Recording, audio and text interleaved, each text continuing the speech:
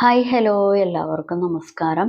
നമ്മളിപ്പോൾ നോക്കാൻ പോകുന്ന റീഡിംഗ് നിങ്ങളുടെ പേഴ്സൻ്റെ ലൈഫിലുള്ള തേർഡ് പാർട്ടി എങ്ങനെയുള്ള വ്യക്തിയാണ്. അപ്പോൾ നമുക്ക് റീഡിങ്ങിലോട്ട് പോവാം.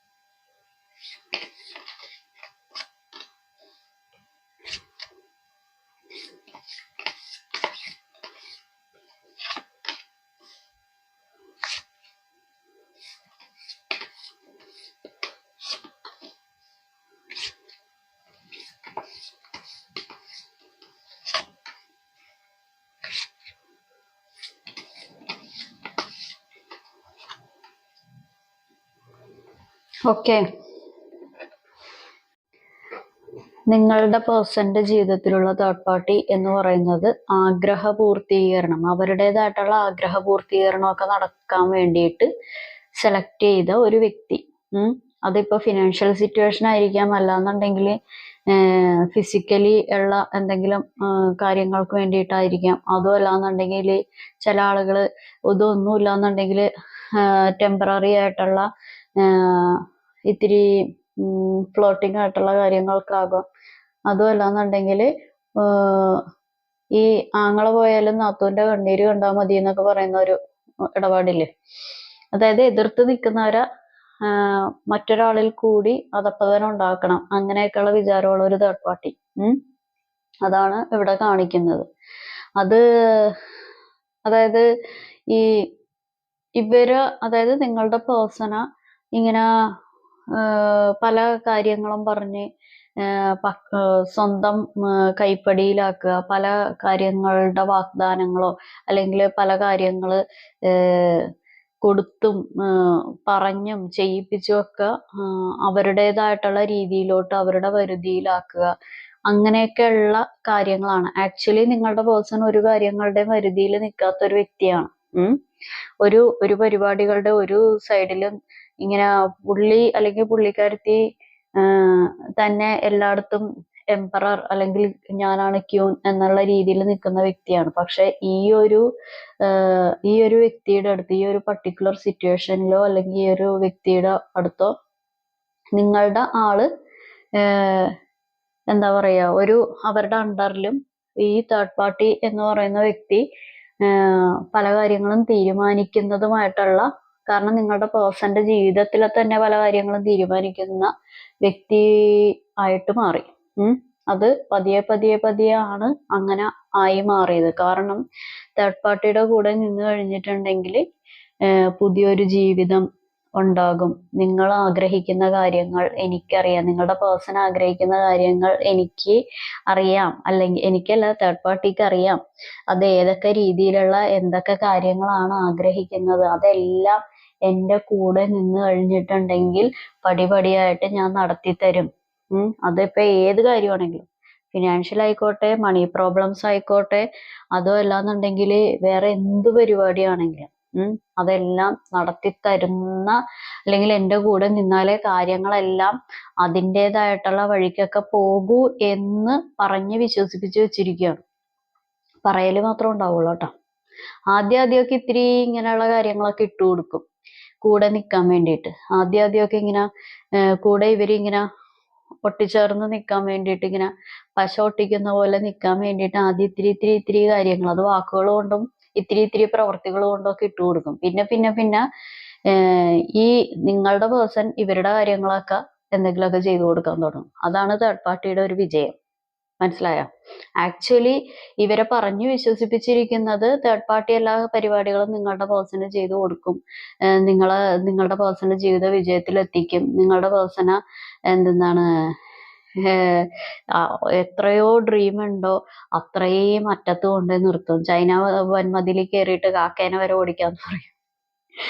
അങ്ങനെയൊക്കെയുള്ള ഈ എന്താ പറയാ നടക്കാത്തതായിട്ടുള്ള ഒരുപാട് കാര്യങ്ങള് അങ്ങോട്ട് വാഗ്ദാനമായിട്ട് വാരി വിതറും. അതൊക്കെ നിങ്ങളുടെ ആള് വിശ്വസിക്കുകയും ചെയ്യും. ഓ, അത്രയൊക്കെ കാര്യങ്ങളുണ്ട്. അപ്പൊ ഇവരുടെ കൂടെ നിന്ന് കഴിഞ്ഞിട്ടുണ്ടെങ്കിൽ അതൊക്കെ എന്താ പറയാ നന്നായിട്ട് നടക്കും. ഇവര് ഇവര് ഒന്ന് പറഞ്ഞു കഴിഞ്ഞിട്ടുണ്ടെങ്കിൽ 10 കാര്യങ്ങൾ എനിക്ക് നടത്തി തരും. അങ്ങനെയൊക്കെയുള്ള ഒരു വിശ്വാസം. എന്നാ അതൊന്നും ഇല്ല എന്ന് അതൊന്നും ഉണ്ടാവോ ഇല്ലയോ എന്നുള്ള ഇവരൊരു സംശയമോ കാര്യങ്ങളോ ഒന്നുമില്ല. എല്ലാം നടത്തിത്തരും. എനിക്ക് എല്ലാ കാര്യങ്ങളും നടത്തിത്തരും. അതുകൊണ്ട് ഞാൻ ഇവര് പറയുന്നത് കേട്ട് നിൽക്കുന്നതായിരിക്കും കൂടുതല് അനുയോജ്യം, അഭികാമ്യം. ഈ തേർഡ് പാർട്ടി എന്ന് പറയുന്നത് ആക്ച്വലി ഡാഡി ഗിരിജയാണെന്ന് നിങ്ങളുടെ പേഴ്സൺ അറിയുന്നില്ല. തേർഡ് പാർട്ടിക്ക് ഡാഡി ഗിരിജയുടെ സ്വഭാവമുണ്ട്. കാരണം തേർഡ് പാർട്ടി ഇങ്ങനെ മറ്റേ തലയിൽ കൂടി മുണ്ടിട്ട് എല്ലായിടത്തും നടന്ന് ഞാൻ നിങ്ങളുടെ കാര്യം നടത്തി തരാം, ഞാൻ നിങ്ങളുടെ കാര്യം നടത്തി തരാം. അങ്ങനെ അങ്ങനെയുള്ള വ്യക്തിയാണെന്ന് നിങ്ങളുടെ പേഴ്സൺ അറിയില്ല. മനസ്സിലായോ?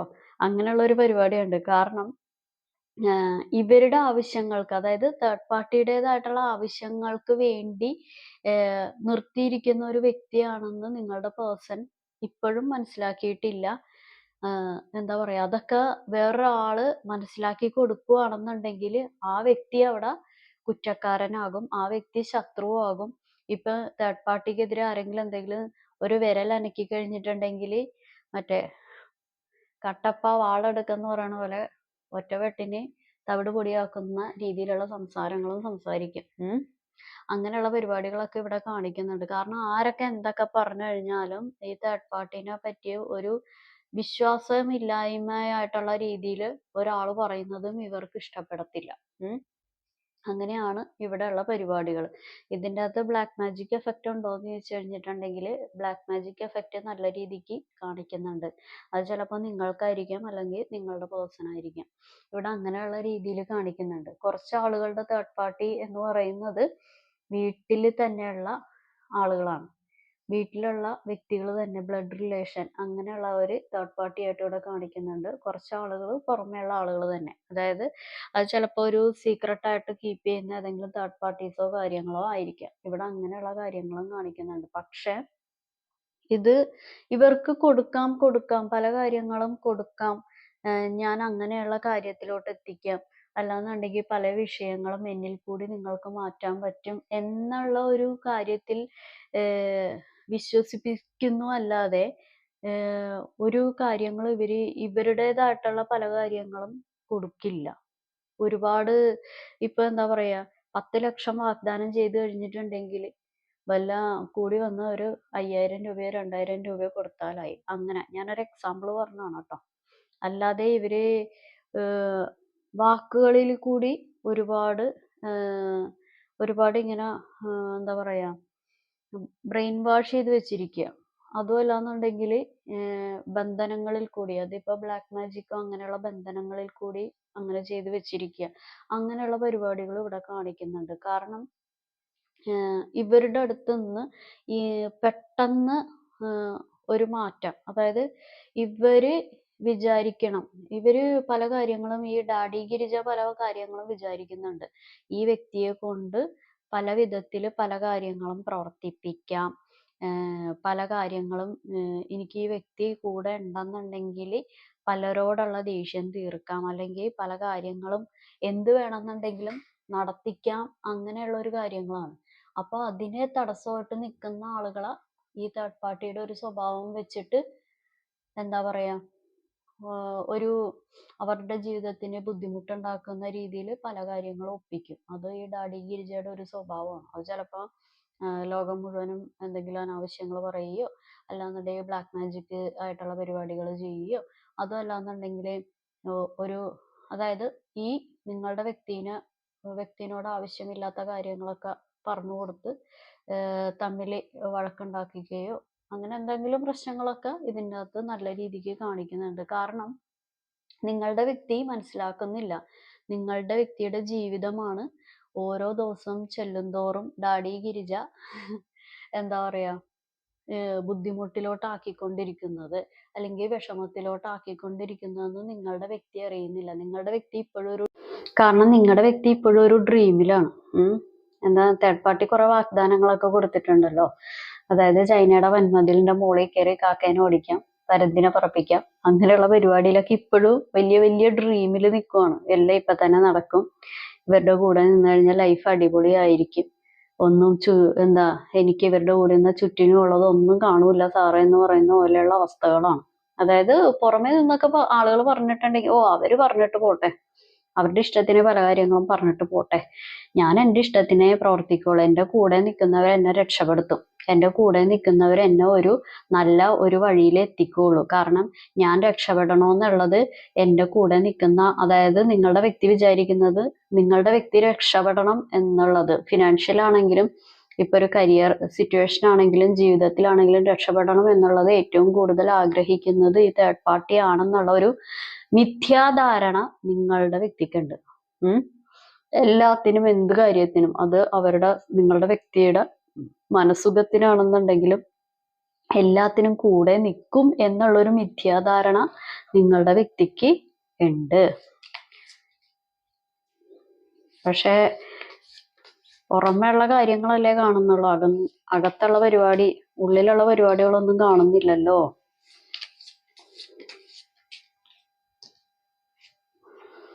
അതൊക്കെ തന്നെ പറഞ്ഞ കാര്യങ്ങളൊക്കെ തന്നെയാണ് വരുന്നത്.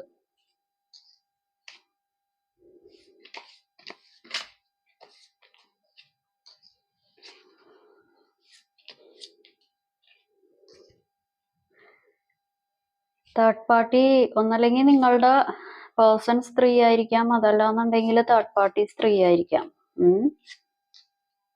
ഓക്കെ, ജീവിതത്തിന്, നിങ്ങളുടെ വ്യക്തിയുടെ ജീവിതത്തിന് ഒരു ബാലൻസ് ഇല്ലായ്മ വരുത്തിക്കൊണ്ടിരിക്കുകയാണ്. അല്ലാന്നുണ്ടെങ്കിൽ നിങ്ങളുടെ വ്യക്തിയുടെ ജീവിതത്തിന് ഫാമിലി പരമായിട്ടുള്ള സിറ്റുവേഷൻസിൽ അതൊരുപാട് ഈ തേർഡ് പാർട്ടിനെ കൊണ്ട് ബുദ്ധിമുട്ടുണ്ടാക്കുകയാണ് എന്നുള്ള ഒരു ചിന്ത നിങ്ങളുടെ വ്യക്തിക്ക് വന്നിട്ടില്ല. പക്ഷെ തേർഡ് പാർട്ടി അതൊക്കെയാണ് ചെയ്യുന്നത്.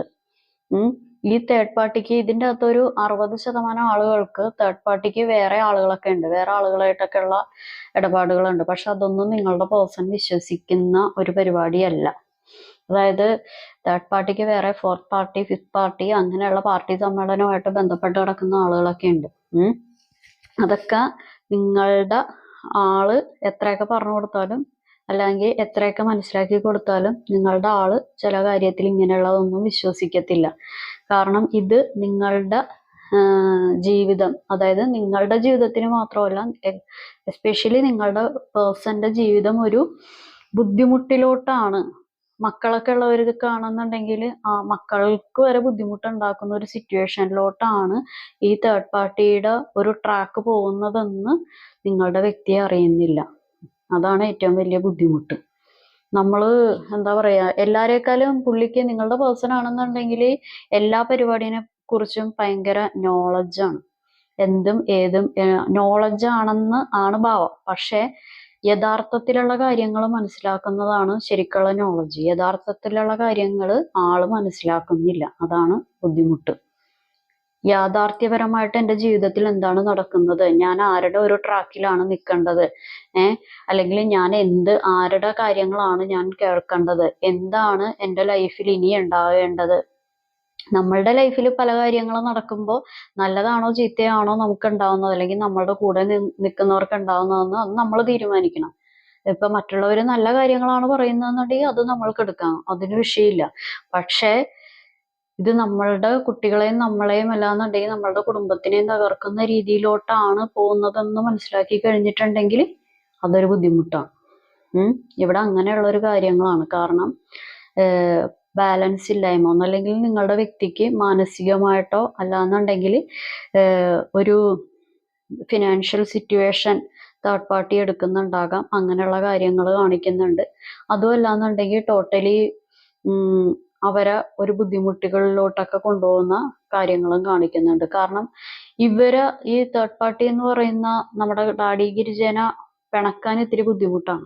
പിണങ്ങി കഴിഞ്ഞിട്ടുണ്ടെങ്കിൽ എന്താ പറയാ, വാളെടുക്കും. അങ്ങനെയുള്ള പരിപാടികൾ ഇവിടെ കാണിക്കുന്നുണ്ട്. ഈ ഈ പറഞ്ഞ കാര്യങ്ങളൊക്കെ വാഗ്ദാനം കൊടുത്തതും ചെയ്തതും പറഞ്ഞതും ഒക്കെ നേരെ തിരിയും. അത് ചെന്ന് കയറി കൊടുത്ത സ്ഥലം എന്ന് പറയുന്നത് നല്ല ബെസ്റ്റ് സ്ഥലമായിപ്പോയി. അല്ലാന്നുണ്ടെങ്കിൽ അങ്ങനെയുള്ള ഒരു പരിപാടികൾ മനസ്സിലാക്കാതെ, അതായത് ഒരു ദീർഘവീക്ഷണമില്ലാത്ത പരിപാടികളായിപ്പോയി നിങ്ങളുടെ വ്യക്തി ചെയ്തത്.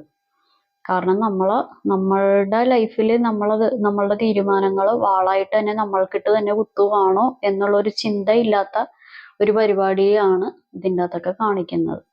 ഓക്കെ, അപ്പോൾ ഇതാണ് ഇന്നത്തെ റീഡിങ് എല്ലാവർക്കും ഇഷ്ടപ്പെട്ടെന്ന് കരുതുന്നു. ഇത് ഒരു ജനറൽ റീഡിംഗ് ആണ്. നിങ്ങൾക്ക് കണക്റ്റ് ആവുന്ന, നിങ്ങൾക്ക് റെസണേറ്റ് ആവുന്ന കാര്യങ്ങൾ മാത്രം എടുക്കുക. നിങ്ങൾക്ക് ഞാൻ പറയുന്ന കാര്യങ്ങൾ ഒന്നും റെസണേറ്റ് ആയില്ല, ഒന്നും കണക്റ്റ് ആയില്ലെങ്കിൽ ഇത് നിങ്ങളുടെ വീഡിയോയല്ല. അപ്പൊ എല്ലാവർക്കും നല്ലൊരു ദിവസം ആശംസിക്കുന്നു. Have A good day. Thank you.